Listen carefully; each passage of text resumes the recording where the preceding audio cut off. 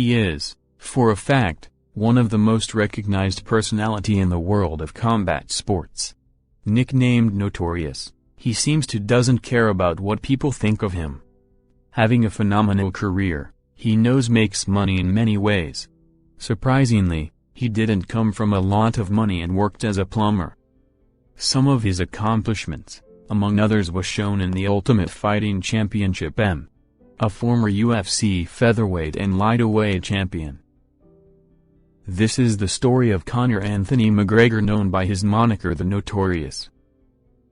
He was born to parents Tony and Margaret McGregor on July 14, 1988, in Dublin, Ireland. He is raised in a rough working class. As a child, McGregor has his humble beginnings to tell. He was a schoolboy who got bullied by other kids who were older than him. They mocked him and sometimes, things even used to get physical. Conor would somehow find a way to dodge the fights and run away from confrontation. I was really young and I had some situations where people would say something or something would happen. I remember walking back from school and walking by a load of blokes, some young fellas. I was just a little kid with my school bag on me. They started saying something or whatever and I just turned around. They came at me, so I ran off. Things got so disturbed that he started carrying a heavy dumbbell in his school bag and used to keep the bag slightly open, just in case he'd need a weapon to protect himself. I had a dumbbell.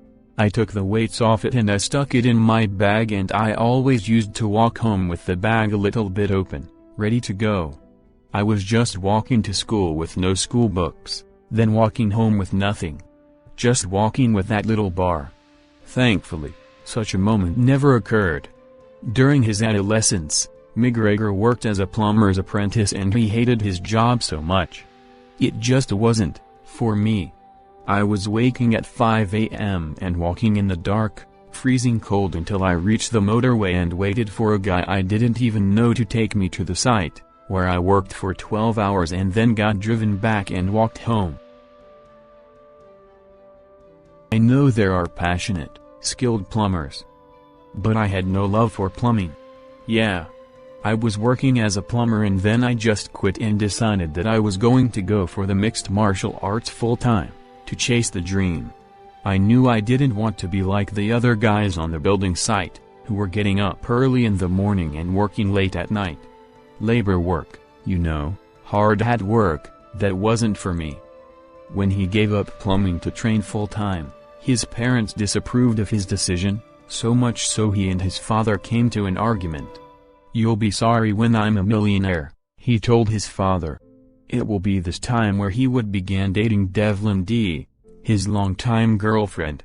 It all started in a Dublin nightclub, where he would talk, for the first time, with her.